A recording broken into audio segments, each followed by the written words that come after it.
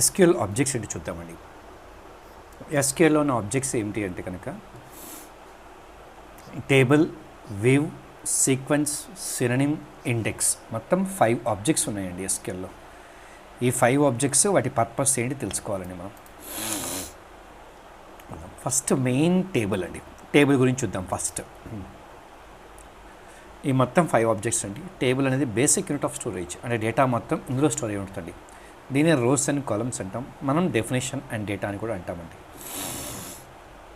ఒక table create చేయాలంటే create table, table name, లోపల ప్రతి కాలమ్కి ఉండే 5 బేసిక్ థింగ్స్ అండి, ఏ ఉంటే అవి. అలాగే ఇంకో టేబుల్, ఎంప్లాయీ టేబుల్, అన్ని కన్స్ట్రెంట్స్ ఇంతకుముందు చూసాం కదండి, సేమ్ అవే స్ట్రక్చర్స్ అండి. ఇలా టేబుల్స్ క్రియేట్ చేస్తామండి. నెక్స్ట్ వీవ్ అంటే ఏంటి ఏమండి, సెలెక్ట్ స్టేట్మెంట్ ఎప్పుడు స్టోర్ కాదండి. సెలెక్ట్ స్టేట్మెంట్ అనేది ఎప్పుడు స్టోర్ కాదు. సో సెలెక్ట్ స్టేట్మెంట్ని స్టోర్ చేయాలి అంటే వీవ్ అనే నేమ్తో స్టోర్ చేయాలి. అందుకే దీన్ని స్టోర్డ్ సెలెక్ట్ స్టేట్మెంట్ కాదు. వీవ్ అన్నా సెలెక్ట్ స్టేట్మెంట్ అన్నా ఒకటే అండి. It is a name given to A select statement. మీరు కంపెనీలో వర్క్ చేసేప్పుడు ఒక 10 టేబుల్ని జాయిన్ చేస్తారండి. ఒక 10 టేబుల్స్ జాయిన్ చేసి ఒక రిపోర్ట్ జనరేట్ చేస్తారు. ఆ సెలెక్ట్ స్టేట్మెంట్ వచ్చి ఒక 40 లైన్స్ ఉంటాయండి. ఒక 40 లైన్స్. అలాంటి లైన్స్ 40 లైన్స్ తీసుకొచ్చి ఏమైనా ప్రొసీజర్లో పెడితే అసలు మనకి ఏమీ అర్థం కాదు. అందుకని ఈ మొత్తానికి ఒక నేమ్ ఇస్తామండి. దాన్ని VW_ అని ఏదో ఒక నేమ్ పెట్టుకుంటాం. సో ఎప్పుడైతే నేమ్ కాల్ చేస్తామో ఆ సెలెక్ట్ స్టేట్మెంట్ ఎగ్జిక్యూట్ అవుతుందండి. దాన్నే స్టోర్డ్ సెలెక్ట్ స్టేట్మెంట్ అంటారు. కొంతమంది వర్చువల్ టేబుల్ అని కూడా అంటారండి. క్రియేషన్ ఎలా చేయాలి, క్రియేట్ వీవ్ నేమ్ యాజ్ అని చెప్పి ఈ మొత్తం సెలెక్ట్ స్టేట్మెంట్ ఈ నేమ్తో స్టోర్ అయిపోయి ఉంటుందండి.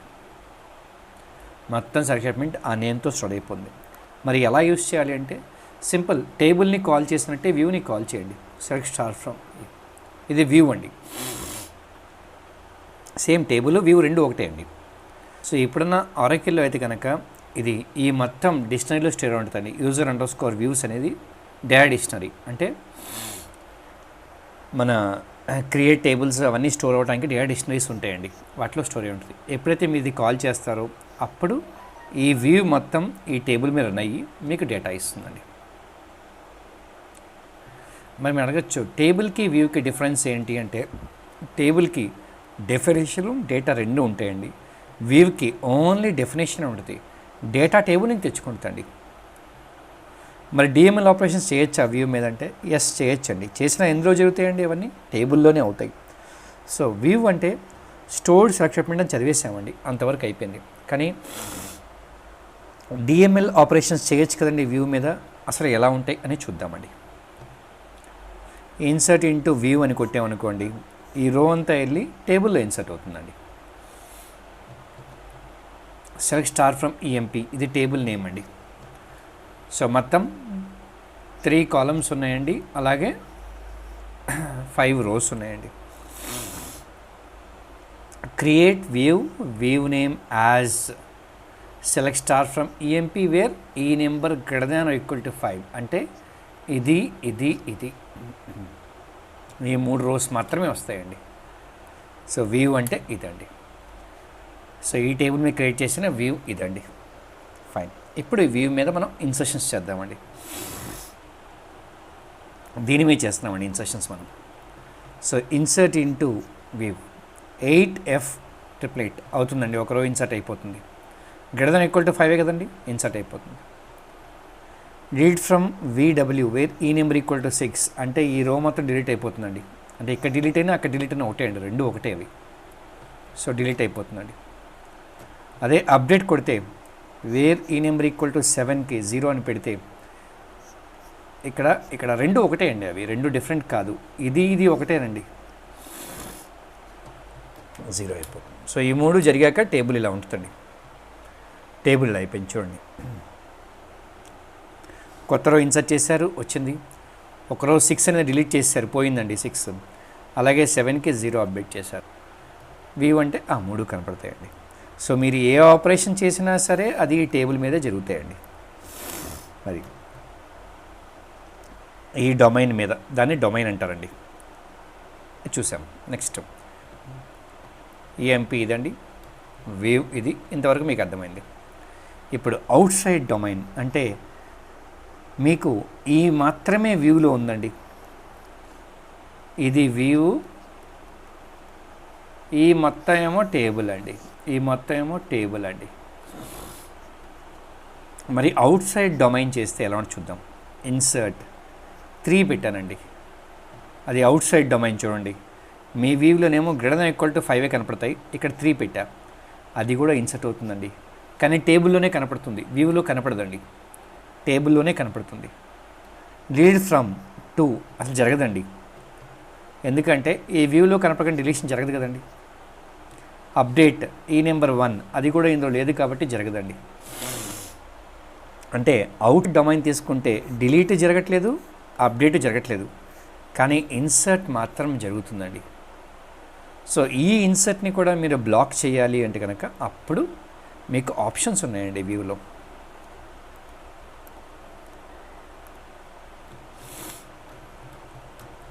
వ్యూ అంటే చూడండి మీరు చేసింది కనపడదండి, 3 in a row ఇన్సర్ట్ అయింది, కానీ వ్యూలో మాత్రం కనపడదు, వ్యూలో మాత్రం కనపడదండి. So we inserted rows from table which we cannot see on view. మరి మనం గనక ఇన్సర్ట్ ఆపరేషన్ని అవుట్ సైడ్ డొమైన్ బ్లాక్ చేయాలి అంటే ఏం వాడాలండి, విత్ చెక్ ఆప్షన్ అని యూస్ చేయాలండి. అంటే టేబుల్ ఇది, వ్యూ క్రియేట్ చేసేప్పుడు ఏం పెట్టాం, విత్ చెక్ ఆప్షన్ అని పెట్టామండి. ఎప్పుడైతే విత్ చెక్ ఆప్షన్ పెట్టామో ఇన్సర్షన్ ఫెయిల్ అయిపోతుందండి. 9 వితిన్ డొమైన్ కాబట్టి జరుగుతుంది, 4 అవుట్ సైడ్ డొమైన్ జరగదు, ఎందుకంటే 5 తర్వాతే రావాలి కదండి. ఎర్రర్ వస్తుందండి, ఏమని, with check option where clause violation అని. సో అలాగా అవుట్ సైడ్ డొమైన్ ఉన్న ఇన్సర్షన్స్ని మనం బ్లాక్ చేయొచ్చండి విత్ చెక్ ఆప్షన్లో. ఓన్లీ 9 మాత్రమే ఇన్సర్ట్ అయిందండి, 4 ఇన్సర్ట్ అవ్వదండి, ఈ రో ఇన్సర్ట్ అవ్వదు. సో ఇది విత్ చెక్ ఆప్షన్ అండి. అలాగే అసలు నీకు డిఎంఎల్ ఆపరేషన్సే బ్లాక్ చేయాలి అంటే కనుక ఇన్సర్ట్, డిలీట్, అప్డేట్ ఏమీ వద్దు అంటే కనుక విత్ రీడ్ ఓన్లీ అని పెట్టుకోవాలండి. విత్ రీడ్ ఓన్లీ అని ఆప్షన్ పెడితే కనుక అసలు డిఎంఎల్ ఆపరేషన్సే జరగవండి వ్యూ మీద. ఈ వ్యూ మీద ఇన్సర్ట్ జరగదు, డిలీట్ జరగదు, అప్డేట్ జరగదు, అన్నీ ఎర్రర్సే వస్తాయండి, అన్నీ ఎర్రర్సే వస్తాయి. ఇది వ్యూ యొక్క సింటాక్స్ అండి. ఇప్పుడు ఒకసారి వ్యూ చూద్దాం. ఇదిగోండి, క్రియేట్ ఆర్ రీప్లేస్ అంటే సెకండ్ టైం మీరు కనుక డెఫినేషన్ మార్చాలి అనుకుంటే అప్పుడు ఆర్ రీప్లేస్ వాడతామండి. ఫస్ట్ టైం అప్పుడు క్రియేషన్ అని వాడతాం. వ్యూ నేమ్, కాలమ్ నేమ్స్ మీరు కనుక చెప్పకపోతే టేబుల్ నేమ్స్ తీసుకుంటాయండి. కాలమ్ నేమ్స్ మీరు చెప్పకపోతే కనుక టేబుల్లో ఉన్న నేమ్స్ తీసేసుకుంటాయి. అలా కాదు మీరు చెప్పాలి అనుకుంటే కనుక C1, C2 అని చెప్పుకోవచ్చండి as select statement. With check option, with read only, ఈ రెండు. ఫోర్సు, నో ఫోర్సు ఏమిటి అంటే కనుక యాక్చువల్గా డిఫాల్ట్ ఇది. అంటే ఫస్ట్ టేబుల్ క్రియేట్ చేయాలి, ఫస్ట్ టేబుల్ క్రియేట్ చేసి ఆ టేబుల్ అయిపోయాక సెకండ్ వ్యూ క్రియేట్ చేయాలి. టేబుల్ ఉంటేనే వ్యూ క్రియేట్ అవుతుందండి, ఎందుకంటే డిఫాల్ట్ నో ఫోర్స్. అదే ఫోర్స్ అని పెట్టారనుకోండి కదా, ముందు వ్యూ క్రియేట్ చేసుకోవచ్చండి. ఫస్ట్ వ్యూ క్రియేట్ చేసుకోండి, కానీ పని చేయదు, కంపైలేషన్ ఎర్రర్స్తో క్రియేట్ అయి ఉంటుంది. ఆ తర్వాత సెకండ్ టేబుల్ క్రియేట్ చేసుకోవచ్చు మీరు కావాలంటే. ఎప్పుడైతే ఈ టేబుల్ క్రియేట్ చేస్తారో అప్పుడే కంపైలేషన్ ఎర్రర్స్ క్లియర్ అయ్యి యూస్ చేసుకోవచ్చు మీరు. అది ఫోర్స్కి నో ఫోర్స్కి డిఫరెన్స్ అండి. బై డిఫాల్ట్ ఎప్పుడు ముందు టేబుల్ ఉండాలండి, తర్వాతే దాని మీద వ్యూ క్రియేట్ చేయాలి. ఎప్పుడైనా మీరు రివర్స్ చేయాలి అనుకుంటే కనుక ఫోర్స్ ఆప్షన్ అని పెట్టుకుంటే కనుక ముందు వ్యూని మీరు క్రియేట్ చేసుకోండి. టేబుల్ లేకపోయినా క్రియేట్ అవుతుంది, కానీ ఎర్రర్స్తో ఉంటుంది. అది టేబుల్ క్రియేట్ చేసే వరకు ఎర్రర్స్తోనే ఉంటుందండి, మీరు యూస్ చేస్తే పని చేయదండి. అది ఫోర్స్ ఆప్షన్ అండి. 2 types ఆఫ్ వ్యూస్ ఉంటాయండి, simple views, complex views. Number of tables, ఒకే ఒక టేబుల్ మీరు క్రియేట్ చేస్తే దాన్ని సింపుల్ వ్యూ అంటారండి. 1 or more టేబుల్స్ క్రియేట్ చేస్తే దాన్ని కాంప్లెక్స్ వ్యూస్ అంటారు. ఇందులో ఫంక్షన్స్ ఏముండవు, ఇక్కడ ఫంక్షన్స్ ఉంటాయండి. ఇక్కడ గ్రూప్ ఉండవు, ఇక్కడ గ్రూప్స్ ఉంటాయి. అవేంటో మనం తర్వాత చూస్తామండి.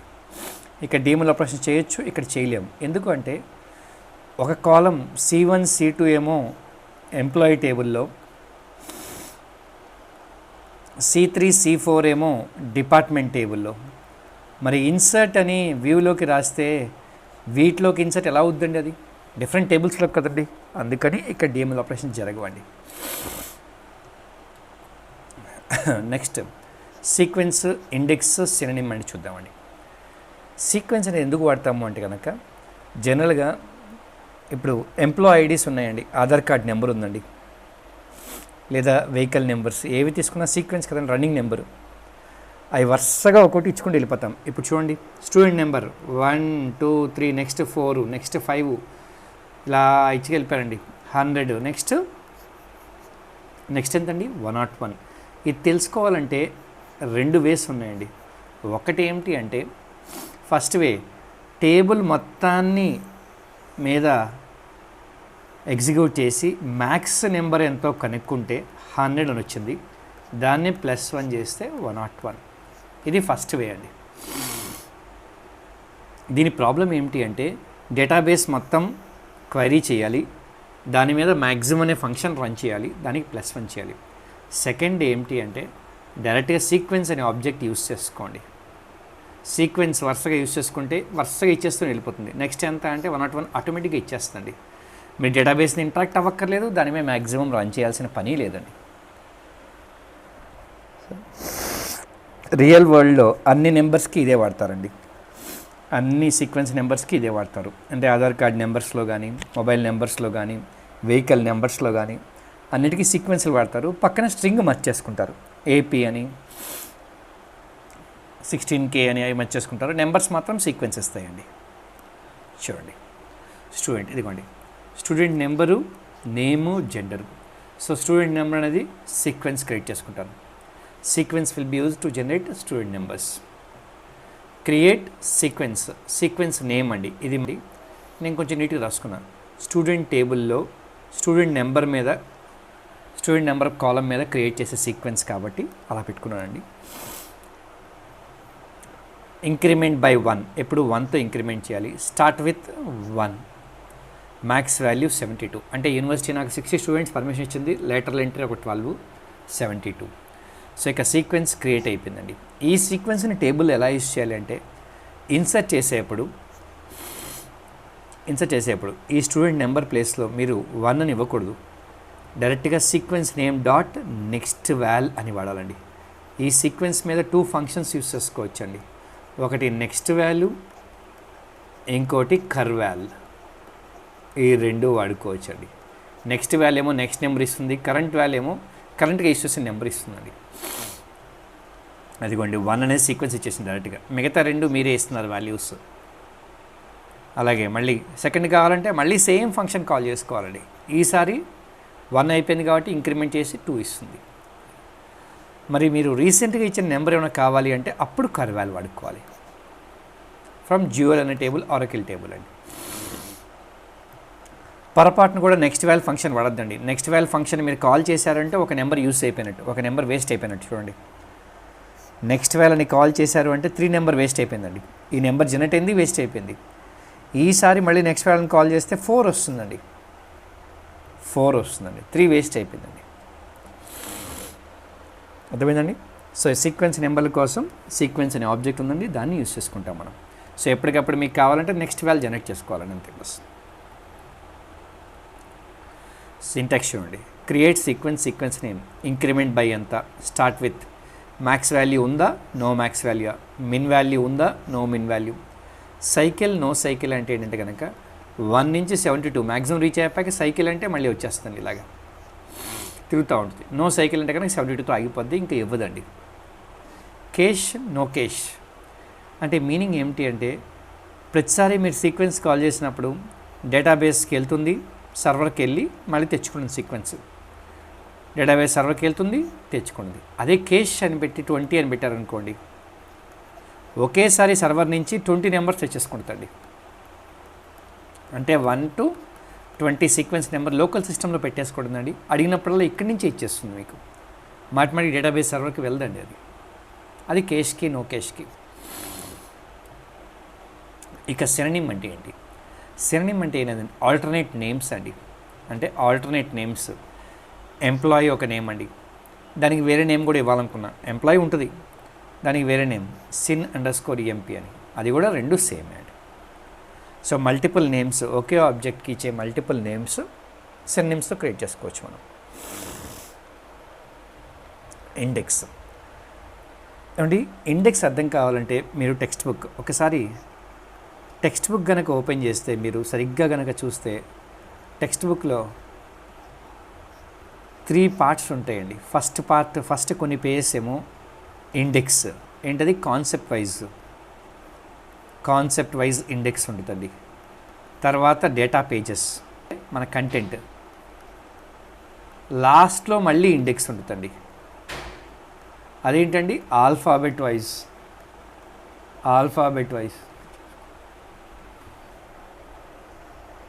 హ్యాపీ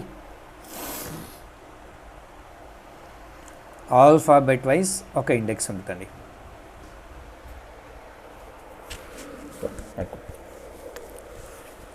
ఆల్ఫాబెట్ వైజ్ ఒక ఇండెక్స్ ఉంటుంది. అంటే ఈ ఇండెక్స్లు ఎందుకు అంటే మీకు కావాల్సిన కంటెంట్ని ఫాస్ట్గా సెర్చ్ చేసుకోవడానికి యూస్ చేసేవి ఇండెక్సెస్ అండి. ఒకవేళ ఈ ఇండెక్స్లు కనుక లేకపోతే మీరు సీక్వెన్షియల్గా యాక్సెస్ చేయాలి. అంటే 1000 పేజెస్ ఉన్నాయనుకోండి టెక్స్ట్ బుక్లో కంటెంట్, మీరు లక్కీ అయితే ఫస్ట్ పేజ్ దొరుకుతుంది, బాగా లక్కీ అయితే లాస్ట్ పేజ్ దొరుకుతుందండి. అంటే సెర్చ్ టైం చాలా వేస్ట్ అయిపోతుందండి. సో టెక్స్ట్ బుక్లో లాగే టేబుల్ కూడా చాలా హ్యూజ్ డేటా ఉంటుందండి. అంటే మీరు చూస్తుంటారు, ఒకసారి మీరు ఏటీఎం మిషన్లో కార్డ్ ఇన్సర్ట్ చేశాక బ్యాలెన్స్ వితిన్ సెకండ్లో వచ్చేస్తుందండి. అదే టేబుల్లో కనుక చూస్తే కొన్ని క్రోర్స్ ఆఫ్ రికార్డ్స్ ఉంటాయండి. అయినా సరే మీకు డేటా అంత ఫాస్ట్గా ఎలా వస్తుందంటే అదంతా ఇండెక్సింగ్ వల్ల అండి. పర్ఫార్మెన్స్ ఆఫ్ ఇండెక్స్ చూడండి, బెనిఫిట్ చూడండి. Accessing record without using index చూద్దాం. మొత్తం 30,000 రికార్డ్స్ ఉన్నాయండి, ఆర్డర్లో లేవండి ఇవన్నీ. కాసేపు మీరు డేటా యాక్సెస్ అనే కాన్సెప్ట్కి వెళ్తే సార్టింగ్ ఆర్డర్లో కనుక ఉంటే బైనరీ సెర్చ్ చేస్తారు. అంటే డేటా కనుక సార్టింగ్ ఆర్డర్లో అసెండింగ్ అని డిసెండింగ్ అని ఉంటే బైనరీ సెర్చ్ చేస్తారు. అన్సార్టెడ్ ఆర్డర్లో ఉంటే కనుక లీనియర్ సెర్చ్ చేస్తారు.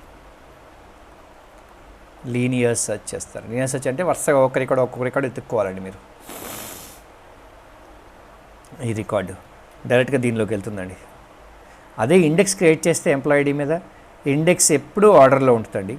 ఫస్ట్ ఇండెక్స్ టేబుల్ మీకు వెళ్తామండి. ఇండెక్స్ కూడా ఒక టేబుల్ అండి. మీరు క్రియేట్ చేసే కాలము ప్లస్ బ్లాక్ పాయింటర్, అంటే మీరు ఇన్సర్ట్ చేసే ప్రతి రోను డేటాబేస్లో స్టోర్ అవుతుంది కదండి. డేటాబేస్ ఎక్కడండి, హార్డ్ డిస్క్లో ఉంటుందండి. హార్డ్ డిస్క్ వచ్చి బ్లాక్స్లో ఉంటాయి కదండి. సో ఏ బ్లాక్ అనే ఫిజికల్ లొకేషన్ బ్లాక్ పాయింటర్ వస్తుందండి, ఆ కరెస్పాండింగ్ ఫిజికల్ లొకేషన్. సో అప్పుడు ఇటు వెళ్తామండి. So create index name on employee table of column name. ఈ కాలంలో ఇండెక్స్ క్రియేట్ అయిపోతుంది. ఎప్పుడైతే మీరు ఈ కాలంని వేర్ క్లాస్లో పెడతారో, వేర్ లాస్ట్ నేమ్ అని యూస్ చేస్తారో అప్పుడు ఆ ఇండెక్స్ మీరు యూస్ చేసుకుంటారండి. నెక్స్ట్ ఇక కంప్లీట్ ఫోకస్ సెలెక్ట్లో చూద్దామండి మనం.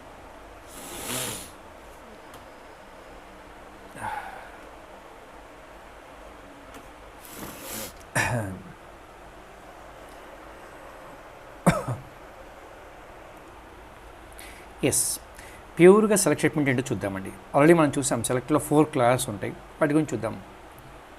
ఆపరేటర్స్ ఏమున్నాయి అసలు ఎస్క్యూఎల్ చూద్దామండి ఫస్ట్. అంటే మీకు తెలిసినవి ఏది, ఈక్వల్ టు తెలుసు, గ్రేటర్ దాన్ తెలుసు, greater than equal to, less than equal to, not equal to అంటే ఇది వాడుకోవచ్చు, ఇది వాడుకోవచ్చు అండి. రెండు ఏదైనా పర్లేదండి. ఇవి రెండు కొత్తగా ఉన్నాయండి, అవి ఏంటో చూద్దామండి ఫస్ట్. బిట్వీన్ అండ్ ఇన్ చూడండి.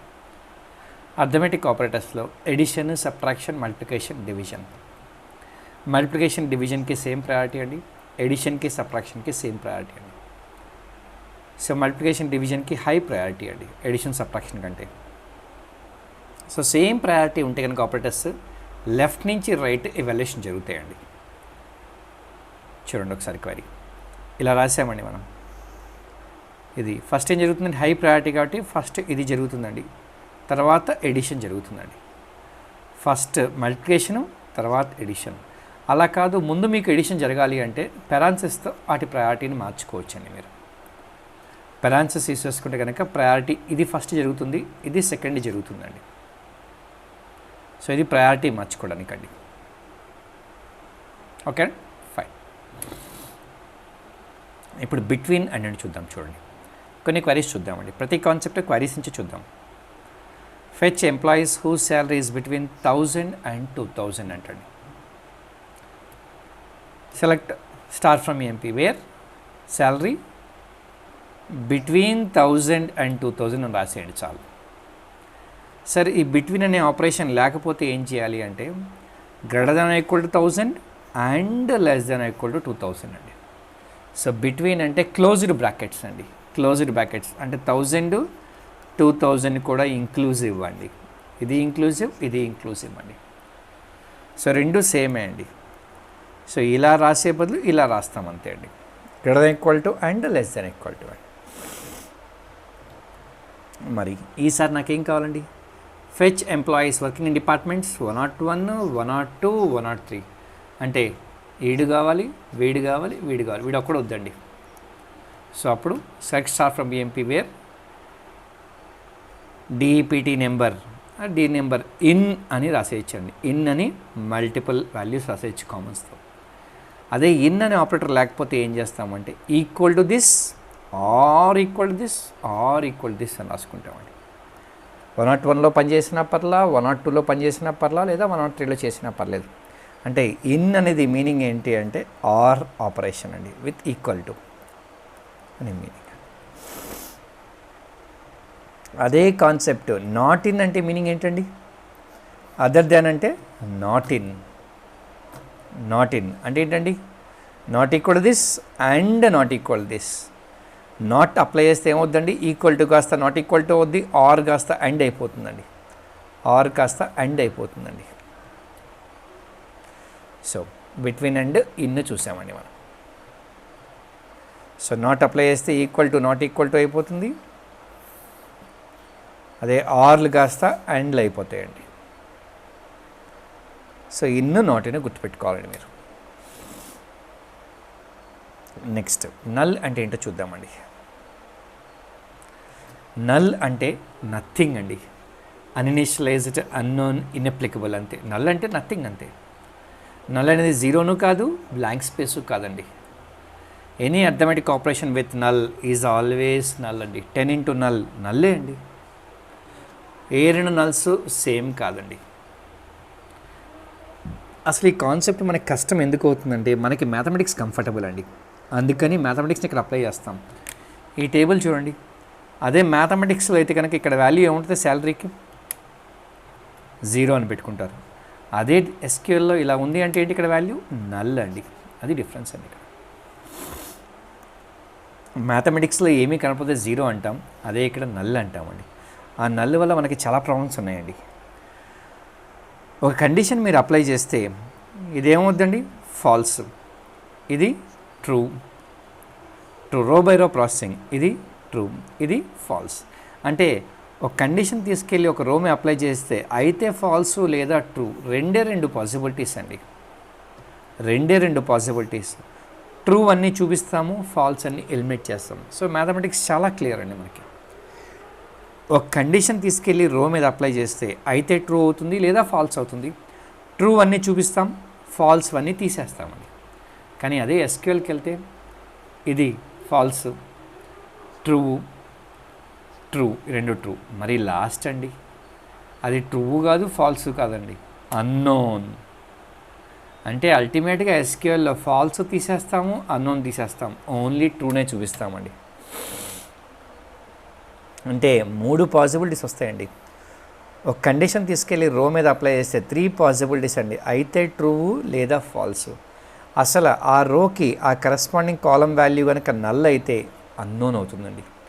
సో ఫాల్స్ని అన్నోన్ని ఎలిమినేట్ చేస్తామండి, ఓన్లీ ట్రూనే చూపిస్తాం మనం.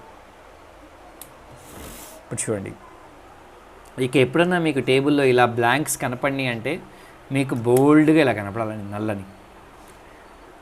వీటి మీద క్వరీస్ చూద్దామండి. Fetch employees who doesn't have commission, who have commission, total salary ఎంత అని అడిగానండి. హూ డజంట్ హ్యావ్ కమిషన్ అంటే ఏంటండి? Select star from emp where commission equal to null అని రాయొచ్చా అండి? అసలు నల్ అనేది నథింగ్, దాని మీద equal to, greater than, less than ఇవేమీ రాయకూడదండి. ఈజ్ నల్ అని రాయాలండి. Is null.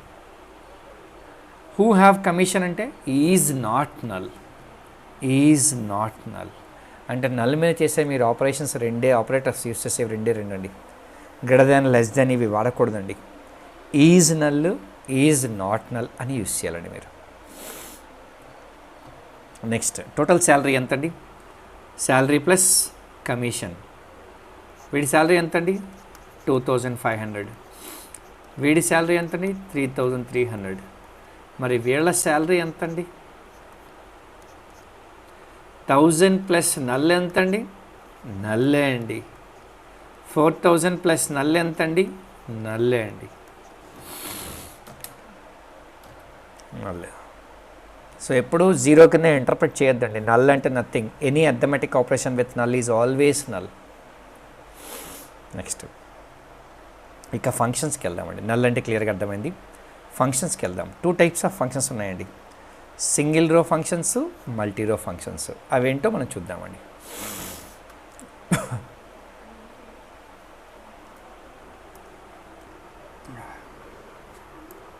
Yes, C లాంగ్వేజ్లోగా functions ఎలా ఉన్నాయో ఎస్క్యూఎల్లో కూడా ఫంక్షన్స్ ఉంటాయండి. సింగిల్ రో, మల్టీ రో. సింగిల్ రో ఫంక్షన్స్ అంటేనేమో ప్రతి రోకి ఒక రిజల్ట్ వస్తుందండి. అంటే కాసేపు మీరు లోయర్ ఆఫ్ అంటే లోయర్ కేస్కి మార్చాలి. లోయర్ ఆఫ్ ఏబీసీ అని ఇచ్చారనుకోండి, ఈ మొత్తాన్ని లోయర్ కేసులో ఏబీసీ కింద మారుస్తానండి. అలాగే అప్పర్ ఆఫ్ అని మార్చుకోవచ్చు. ప్రతి రోకి ఒక రిజల్ట్. అదే మల్టీ రో ఏంటంటే కనుక మ్యాక్సిమమ్ ఆఫ్ శాలరీ అంటే అందరికంటే ఎక్కువ శాలరీ తీసుకుంటున్నాడు ఎవరు, ఎంత వస్తుందండి? టేబుల్ మొత్తానికి 1 రో మాత్రమే వస్తుందండి. దాన్నే మల్టీ రో ఫంక్షన్స్ అంటే గ్రూప్ మొత్తానికి ఒక రిజల్ట్ వస్తుందండి. 2 టైప్స్ ఆఫ్ ఫంక్షన్స్ ఉన్నాయండి. సింగిల్ రో ఫంక్షన్ చూద్దాం. ఏమండి మొత్తం 3 డేటా టైప్స్ మనం ఎక్కువ వాడతామండి. ఒకటి నెంబరు, ఇంకొకటి క్యారెక్టరు, ఇంకొకటి డేట్. సో ప్రతి దాని మీద ఒక ఫంక్షన్స్ ఉంటాయండి. ఇదిగోండి క్యారెక్టరు, నెంబరు, డేటు. నెక్స్ట్ వీటి కన్వర్షన్ అండి. వీటి కన్వర్షన్. నెక్స్ట్ జనరల్ ఫంక్షన్స్ అండి. ఇక చూద్దామండి. క్యారెక్టర్ మీద కేస్ మ్యానిపులేషన్. లోయర్కి మారుస్తుంది, అప్పర్కి initial cap. Character manipulation length ఎంతో చెప్తుందండి. కంకాటినేట్ చేస్తుంది 2 స్ట్రింగ్స్ని. సబ్ స్ట్రింగ్ అంటే పార్ట్ ఆఫ్ ది స్ట్రింగ్ ఇస్తుంది. ఇన్ స్ట్రింగ్ కూడా ఉందండి. Left padding, right padding, trim, replace ఇవన్నీ క్యారెక్టర్ మీద జరిగే ఫంక్షన్స్ అండి. ఇక నెంబర్ మీద రౌండ్, ట్రంకేట్, మాడ్యులస్ 3 అండి. డేట్ మీద సిస్టమ్ డేట్ ఏంటి, months between, add months, next day, last day, round, truncate. ఇవి కన్వర్షన్స్ 2 నెంబర్, 2 డేట్, 2 క్యార్. ఇది 3. నెక్స్ట్ ఎన్విఎల్, నల్ మీద ఒక ఫంక్షన్ ఉందండి ఎన్విఎల్. సో ఈ ఫంక్షన్స్ అన్నీ ఏంటో చూద్దామండి మనం ఇప్పుడు. ఇవన్నీ వాటి పర్పస్ ఏంటి తెలిస్తే కనుక సింగిల్ రో ఫంక్షన్స్ అయిపోయినట్టండి. టేబుల్ నేమ్ జ్యూఎల్ అని దాని మీద రాసుకుంటాం మనం క్వరీస్ అన్ని. అది డిఫాల్ట్ టేబుల్ ఆరకిల్లో ఒక రో ఒక కాలం ఉంటుంది, దాని మీద రాస్తా క్వరీస్ అని. ఇప్పుడు ఒక ఫంక్షన్ ఎప్పుడు తీసుకున్నా సరే ఒక ఫంక్షన్కి 5 బేసిక్ థింగ్స్ తెలియాలండి మీకు. ఏ లాంగ్వేజ్ అయినా సరే, అది సియా, జావానా, పాస్కల్ ఏదైనా సరే ఫంక్షన్ అనగానే 5 బేసిక్స్ తెలియాలి. First purpose of the function ఏంటి, యాడ్ ఏం చేస్తుందండి, add up to 6 numbers. Total number of parameters అంటే ఫంక్షన్ డెఫినేషన్ ఎన్ని పెట్టాం మనం, 6 పారామీటర్స్. అంటే ఈ ఫంక్షన్ మ్యాక్సిమం 6 నెంబర్స్ని యాడ్ చేస్తుందండి. అందులో మ్యాండేటరీ ఏంటండి, ఫస్ట్ 2 మ్యాండేటరీ అండి, మిగతావి ఆప్షనల్. మినిమం 2 ఇవ్వాలండి ఫంక్షన్ వాడాలంటే. ఆప్షనల్ ఏంటండి, 4 పారామీటర్స్ అండి. మరి ఫంక్షన్ ఎప్పుడు 6 పారామీటర్స్తో రన్ అవుతుంది. అంటే ఆప్షనల్ పారామీటర్స్ ఎప్పుడు డిఫాల్ట్ వాల్యూ, ఎడిషన్ అయితే వాటి డిఫాల్ట్ వాల్యూస్ 0, మల్టిప్లికేషన్ అయితే కనుక వాటి డిఫాల్ట్ వాల్యూస్ 1 అండి. సో ఫంక్షన్ ఎప్పుడు మీరు 2, 3 అని 2 ఇచ్చినా సరే ఫంక్షన్ మొత్తం ప్రోటెక్ట్ రన్ అవుతుందండి. మిగతావి డిఫాల్ట్ వాల్యూస్ యూస్ చేసుకుని రన్ అవుతూ ఉంటాయండి. సో ఇలాగ అర్థం చేసుకోవాలి మీరు. ఫంక్షన్ పర్పస్ ఏంటి, మొత్తం టోటల్ పారామీటర్స్ ఎన్ని, అందులో మ్యాండేటరీ ఎన్ని, ఆప్షన్లు ఎన్ని, ఆ ఆప్షన్కి సంబంధించి డిఫాల్ట్ వాల్యూస్ ఏంటి, లాస్ట్ది మెయిన్ అండి మనకి ఫంక్షన్ గురించి. ఇదిగోండి ఆరకిల్లో మాత్రం నెంబరింగ్ 1తో స్టార్ట్ అవుతుందండి. సి లాంగ్వేజ్లో ఏరేలాగా 0తో స్టార్ట్ అవుతుంది, నెంబరింగ్ 1తో స్టార్ట్ అవుతుందండి. సబ్ స్ట్రింగ్ అనే ఫంక్షన్ ఏమిటి అంటే స్ట్రింగ్లో ఉన్న పార్ట్ పట్టుకొస్తుందండి. సబ్ స్ట్రింగ్ అంటే స్ట్రింగ్లో ఒక part, returns the part of the string. ఇది మొత్తం 3 పారామీటర్స్ తీసుకుంటుందండి. స్ట్రింగ్ ఇవ్వాలి ఫస్ట్ పారామీటరు, స్టార్టింగ్ పొజిషన్ ఇవ్వాలి, ఏ పొజిషను, కాసేపు 2 అని ఇచ్చారనుకోండి, అక్కడి నుంచి ఎన్ని క్యారెక్టర్స్, అక్కడి నుంచి ఎన్ని క్యారెక్టర్స్ అనేది థర్డ్ పారామీటర్ అండి. ఈ ఫస్ట్ మొత్తం 3 parameters, string, starting position, number of characters. ఇందులో ఇది మ్యాండేటరీ, ఇది మ్యాండేటరీ అండి, ఇది ఆప్షనల్. చెప్పకపోతే చివరిదాకా ఇచ్చేస్తుందండి. 3 పారామీటర్స్, 2 మ్యాండేటరీ అండి, లాస్ట్ది ఆప్షనల్. చెప్పకపోతే ఎండ్ దాకా అంటే లెంగ్త్ వరకు ఇచ్చేస్తుందండి. చూడండి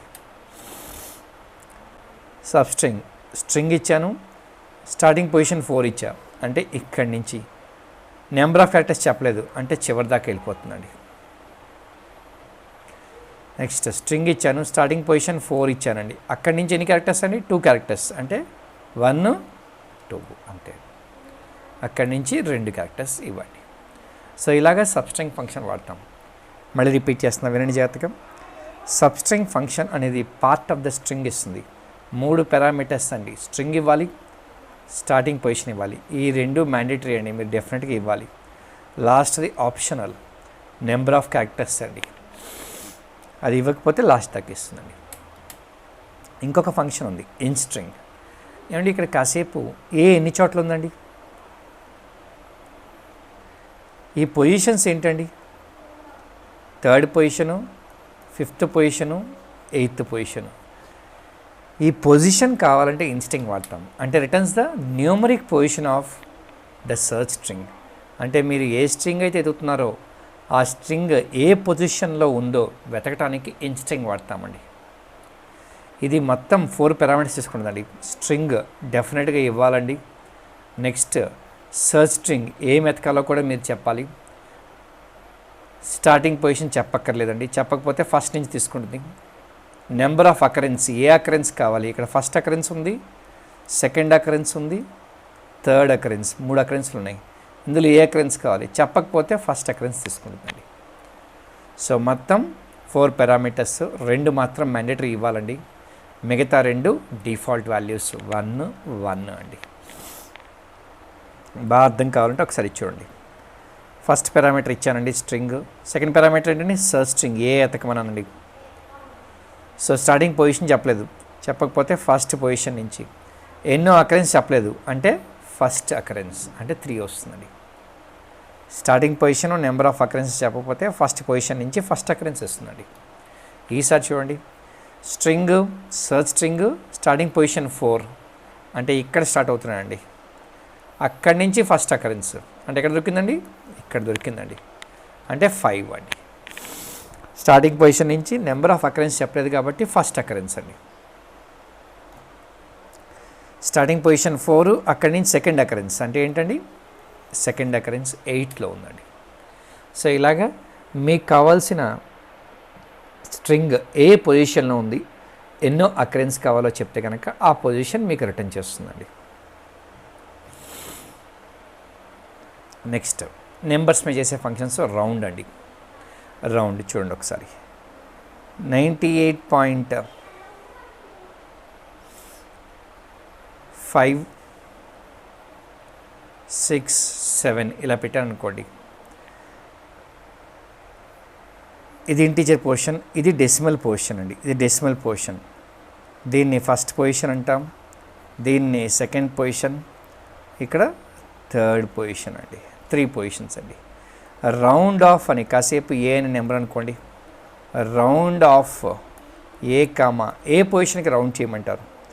కాసేపు 2 పొజిషన్స్ అని చెప్పానంటే 98.5 ఉంటుంది. ఆ సెకండ్ పొజిషన్